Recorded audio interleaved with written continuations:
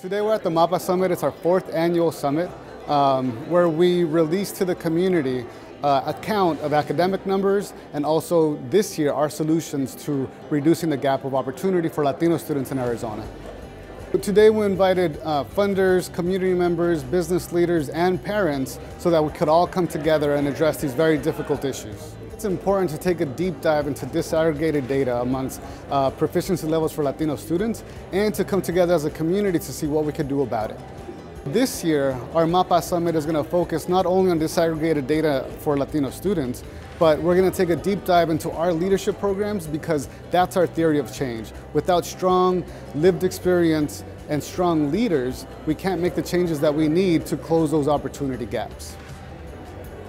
All in Education was founded by our board chair, Luis Avila, who is actually our host this morning. He will be sharing a little bit about the history and the context, but we were established to ensure that we were represented at the highest levels of education decision making. So for example, right now, Latino students in Arizona make up 48% of the student population, but when you look at the state level education boards, we're only 17% of the makeup of those bodies that are making decisions on policies on behalf of the entire student population in the state.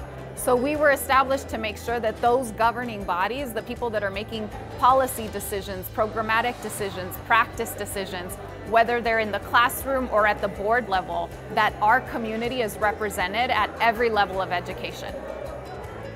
When we actually started All in Ed, it was in the middle of 2020, at the height of the pandemic, and some of the first folks that I turned to when students were experiencing disconnectivity issues with Wi-Fi and broadband were our partners at Cox, who stepped up and helped us get the Connect to Compete program expanded in communities like South Phoenix, where we work heavily in.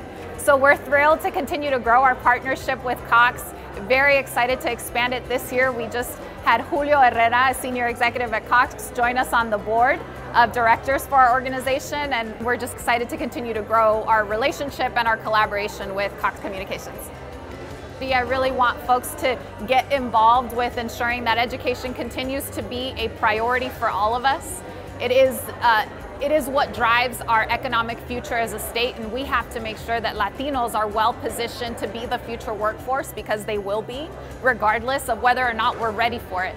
And so we're building a movement of leaders, community, grassroots, and grass tops to come together and really rally behind this mission. So I invite folks to visit us on our website, allineducation.org.